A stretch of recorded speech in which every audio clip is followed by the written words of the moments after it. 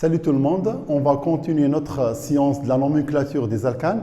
On est arrivé au niveau de la nomenclature des cycloalcanes et des alcynes. Dans cette science, on va voir des exemples de la nomenclature de ces deux groupes.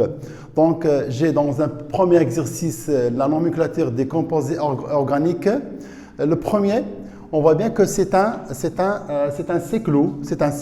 Elle forme un cycle qui est fermé. Et pour le nommer, on a vu dans le cours que je commence la nomenclature par le cyclo.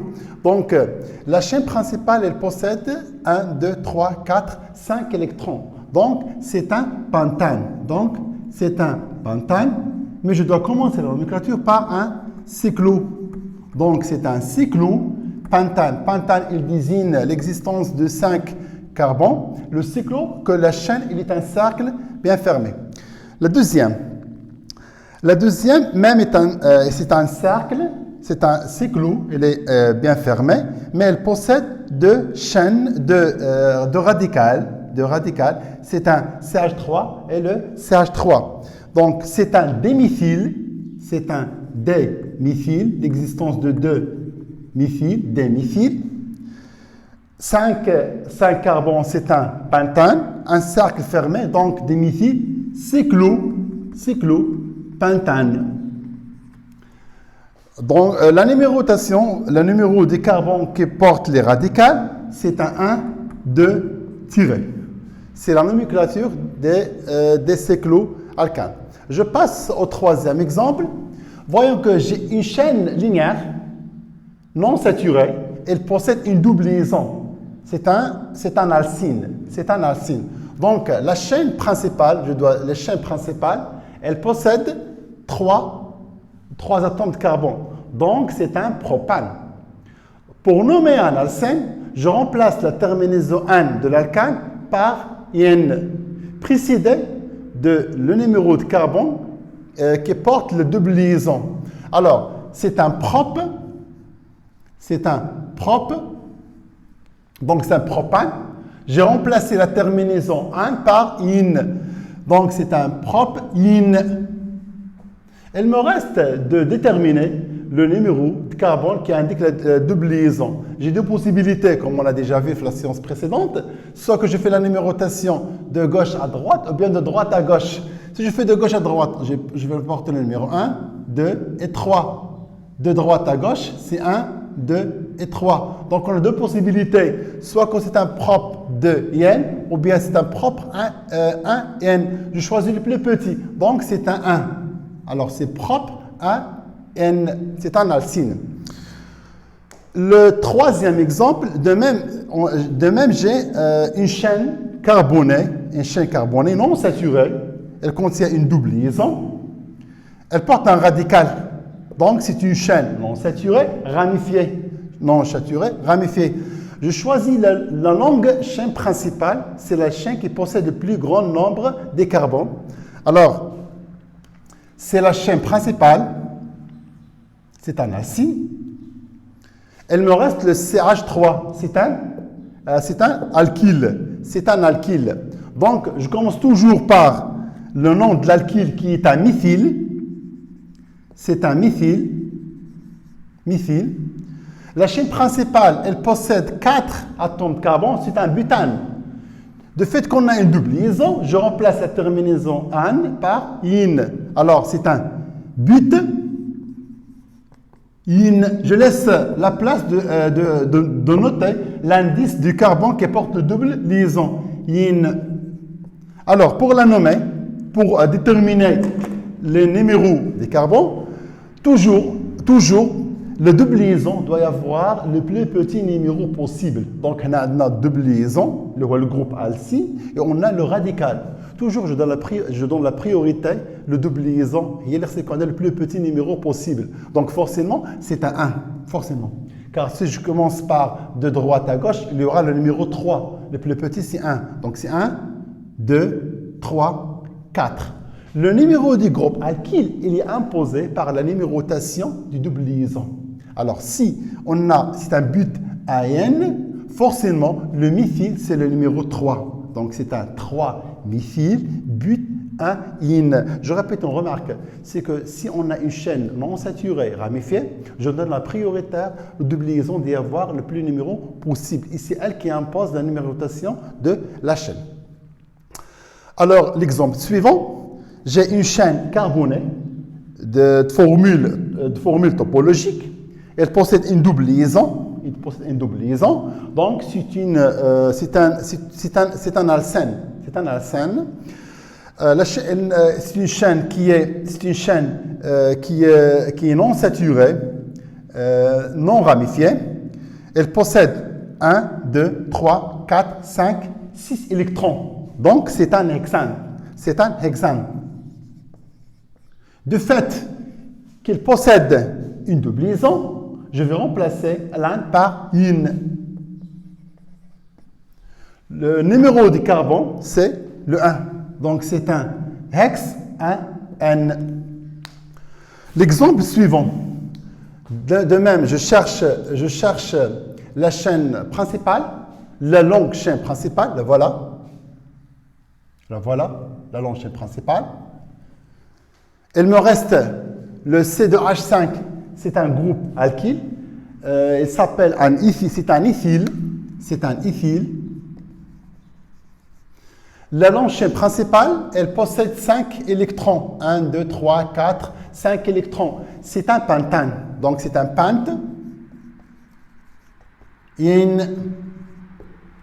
Donc, je reviens à la numérotation. Toujours, je donne la prioritaire aux double liaisons. Si je commence de gauche, il aura le numéro 2. Si je commence à droite, il aura le numéro 3. Forcément, je vais choisir le numéro 2. Donc, c'est un 2. Et l'éthyle, il se trouve au numéro 3. Il se trouve au numéro 3. Donc, c'est un 3 éthyle, pente. C'est un pente, 1, 2, 3, 4, 5, 2 ine. Ça veut dire que le double liaison se trouve au numéro 2. L'exemple suivant, je dois choisir la longue chaîne principale qui contient le double liaison. Alors ici, on a deux possibilités. Soit je prends la chaîne horizontale 1, 2, 3, 4 et 5, ou bien cette chaîne 2, 3, 4, 5, 6, 7. C'est un heptane. Donc forcément, voici la chaîne principale. Voici la chaîne principale. Donc, voici la chaîne principale. C'est la chaîne qui contient le plus grand nombre de carbones. C'est la longue chaîne principale. Donc, elle possède 2 et 2, c'est 4, 3, c'est 7, c'est un heptane. Donc, c'est un hept. C'est un heptane. N. Les radicales, on a deux radicales. On a un CH3, le voilà, et un CH3. Un méthyle et un méthyle. Donc, ce sont diméthyles. Diméthyl, hept. La numérotation. Toujours, je donne la prioritaire aux double liaisons. Si je commence du bas, 2, 3 et 4. 2, 3 et 4. 2, 3. Donc, le plus petit numérotation, c'est le 3. Donc, 1 et 2, 3, 4 et 5. Alors, le double liaison, c'est un hept 3 et N.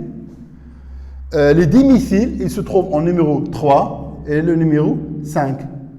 Donc, c'est 3, 5, diméthyl, hept, 3, N. Dernier exemple. Le dernier exemple, c'est de la même procédure. Je choisis la longue chaîne principale. La longue chaîne principale qui possède le plus grand nombre de carbones. Alors, c'est 1, 2, 3, 4 et 5. Voici la chaîne principale. 1, 2, 3, 4 et 5. Donc, c'est un heptane. Il me reste deux groupes alkyles ou bien deux radicales. Ces deux radicales, ils sont le éthyle et le méthyle. Et on a déjà vu dans les séances précédentes, c'est que si j'ai des radicales, je donne l'ordre à l'alphabétique. Alors, je commence par éthyle. C'est un éthyle suivi d'un méthyle. On a dit que la chaîne principale, elle possède 5. Alors, c'est un pentane. C'est un pente-ine. Pente-ine. La numérotation, toujours, je donne la prioritaire, la double liaison, elle aura le numéro 2. Donc, c'est un pente de N. Pour donner la numérotation dit radicale, on a c'est un 2 et 3, 4 I5. Alors, l'éthyle, il se trouve au numéro 3. Méthyle est éthyle est au numéro 3. Le méthyle est le numéro 2. Donc, c'est un 3 éthyle, 2 méthyle, pente de yin. Ce sont des exemples pour nommer des cycloalcanes et pour nommer des alcynes. Je vais passer au deuxième exercice. Cet exercice, il contient un pourcentage d'un atome qui contient dans un hydrocarbure et on va voir comment à partir d'un pourcentage massique je peux déterminer la formule brute et même ce qu'on appelle l'isomère d'un composé organique. Donc l'exercice numéro 2, le pourcentage massique de l'hydrogène, c'est le pourcentage massique relié à l'hydrogène. Dans un hydrocarbure, voyons ici, elle m'a donné un hydrocarbure, je ne sais pas, est-ce que c'est un alcane, ou bien c'est un cycloalcane, ou bien c'est un alcyne. Donc c'est un hydrocarbure. Alors je vais poser que Ka, elle possède X atomes de carbone et Y atomes d'hydrogène. De masse molaire, elle m'a donné que la masse molaire, c'est 70 grammes par mol. Et le pourcentage massique de l'hydrogène, c'est 14,29%. C'est le pourcentage massique. La première question. Déterminer la formule brute de A. Déterminer la formule brute de A. Alors, on va voir comment je vais le résoudre, cette question. Donc, premièrement, avant de commencer, le composé A a pour formule si XHY, c'est un hydrocarbure. Je ne sais pas est-ce que c'est un alcane, ou bien c'est un cycloalcane, ou bien c'est un alcyne. Donc c'est un hydrocarbure qui contient X atomes de carbone, Y l'atome d'hydrogène. D'après le nom de cet exercice, qu'est-ce qu'elle m'a donné? Elle m'a donné la masse molaire du composé CXHY, c'est 70 grammes par mol. De même, je ne peux pas calculer XY. J'ai deux variables et j'ai une seule équation. Je ne peux pas déterminer X égale à partir de la masse molaire. Voyons dans l'exercice. Elle m'a donné le pourcentage massique. Voyons, c'est le pourcentage. Elle m'a donné le pourcentage massique. Donc, à partir de ce pourcentage massique, je vais déterminer le nombre des hydrogènes. En utilisant la masse molaire, je vais déterminer le nombre des carbones. On va voir qu'est-ce qu'on va faire. Donc, on sait que la masse molaire de A, elle contient Y, la masse molaire d'hydrogène. 100, qui est le pourcentage, elle contient, d'après l'exercice, c'est 14,29.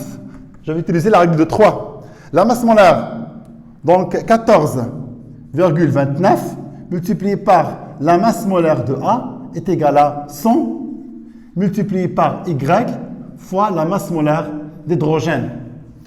Donc, Y, c'est 14,29 fois la masse molaire d'après l'exercice de A. D'après l'exercice, c'est 70 divisé par 100. Si je fais le calcul, on trouve que Y est égal à 10. Y est égal à 10. Il me reste de déterminer X qui est le nombre des carbones dans ce composé hydrocarbure. Alors je vais revenir à la relation de la masse molaire et je vais écrire que N de CXHY est égal à 70 grammes par mol. Je vais résoudre cette équation. La masse molaire, c'est X fois la masse molaire du carbone plus Y fois la masse molaire d'hydrogène est égal à 70. Alors, 12X plus Y est égal à 70. Je cherche X. Donc, tout simplement, X, c'est 70 moins Y qui est 10 divisé par 12 est égal à 5. Alors, A est notre formule brute, c'est C5H10. Si on voit bien la relation entre le nombre de carbone et le nombre d'hydrogène, il a pour formule brute, c'est CnH2n. CnH2n, c'est une formule brute qui est reliée à un cycloalcane, ou bien c'est un alcyne, ou bien un cycloalcane. Alors, c'est un cycle, soit qu'il est un cycloalcane, ou bien un alcyne. La deuxième question, Sachant que A est un alcyne, donc elle m'a déterminé que c'est un alcyne. Ça veut dire quoi que c'est un alcyne? Il possède une double liaison. Donc c'est question fermée. Sachant que A est un alcyne, donnez les formules semi-développées de A et les nommer. Quand je parle des formules semi-développées à partir de la formule brute, ce sont des isomères. Et je vous rappelle que les isomères, ce sont des composés organiques ayant la même formule brute et se diffèrent dans les formules semi-développées. Donc, de la question, je vais chercher les isomères de le composé, les voici 5, H10.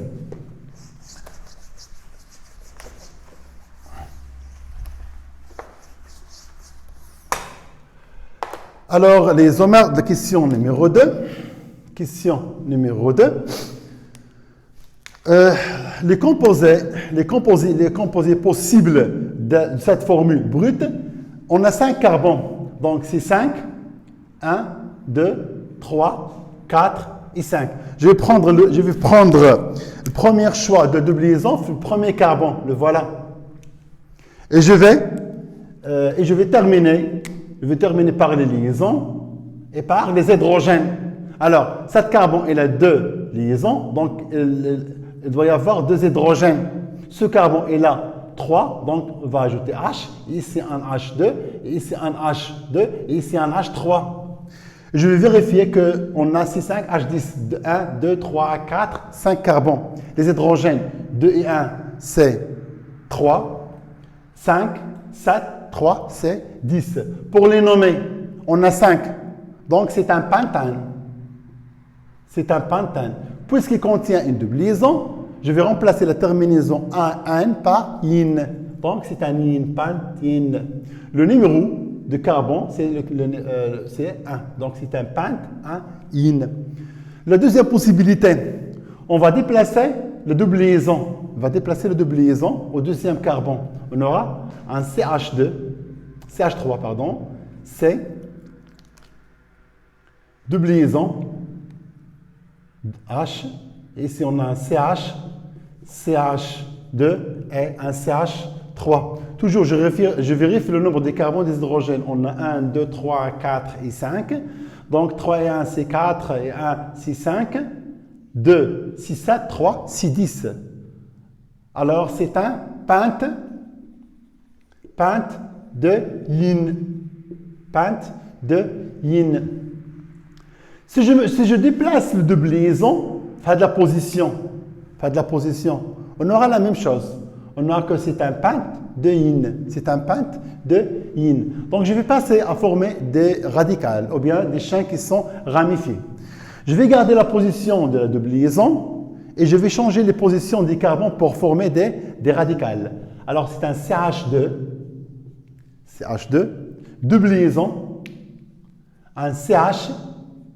Je vais lier un CH3 ici, CH3, donc CH2 et un CH3. Donc c'est une chaîne qui est ramifiée, Je vérifie le nombre des carbones.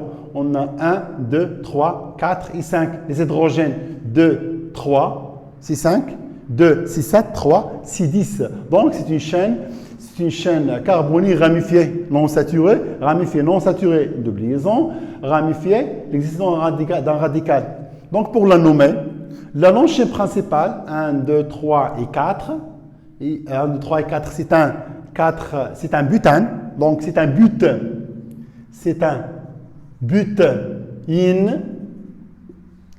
précédé d'un CH3 qui est un méthyle.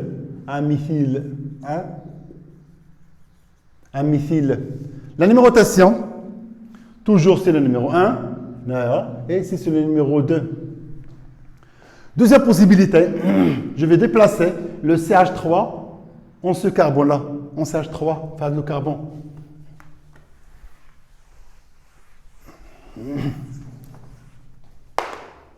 Alors c'est un CH2, double liaison, C, H, CH, CH3 et un CH3. Pour le nommer, c'est un butane, donc c'est un butane, la même chose. J'ai changé la position du groupe radical. Donc, c'est un méthyle. C'est un méthyle. Alors, le butane de liaison, il existe dans le carbone numéro 1. Le méthyle dans le carbone numéro 3. Donc, c'est un 3-méthyle but AN. Il y a la dernière possibilité. Je vais changer la position de ce carbone dans cette chaîne qui porte le but de N. Alors, c'est un CH3, C, double liaison, un C et un CH3. La dernière, CH3. Toujours, je vérifie qu'on a 5 carbones d'hydrogène, qu'on a 5 carbones et d'hydrogène. 3 et 1, c'est 4, 3, 6, 7 et 3, 6, 10. Donc, il est bien C5H10. La nomenclature, alors c'est un butane, mais c'est un but de yin. C'est un radical, donc c'est un méthyle.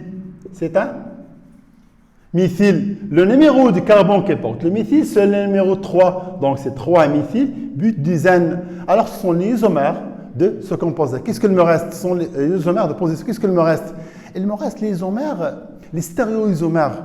Les stéréoisomères, on sait bien que dans le cours, pour former un stéréoisomère, je dois y avoir la double liaison carbone doit être reliée à 2 hydrogènes et 2 radicales X, Y.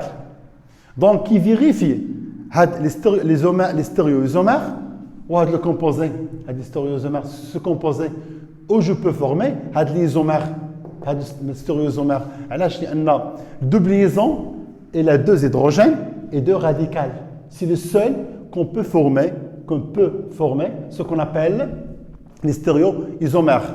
Alors, les stéréoisomères,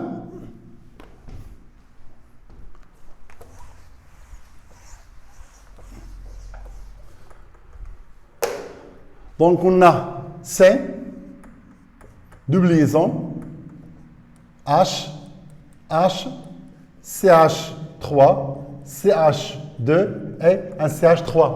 Toujours c'est un pente, donc c'est un pente, voilà, c'est un pente de yin. C'est un pente de yin. Le fait que les H sont de même côté, c'est un Z. C'est un Z. Donc Z, pente de yin.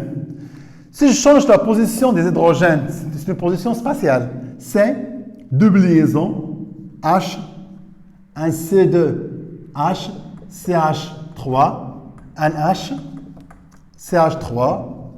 De même, c'est un pente de N, mais c'est un E. C'est un E. Du fait que H ils sont de côté opposé. Z, si H sont de même côté, c'est une forme bateau. E, H sont de côté opposé, une forme chaise. Alors, on a corrigé les 2 exercices. Cela concernant la nomenclature des cycloalcanes et des alcynes. Je remercie. On va voir dans le niveau du prochain, Inch'Allah, des autres nomenclatures, des autres composés. Merci.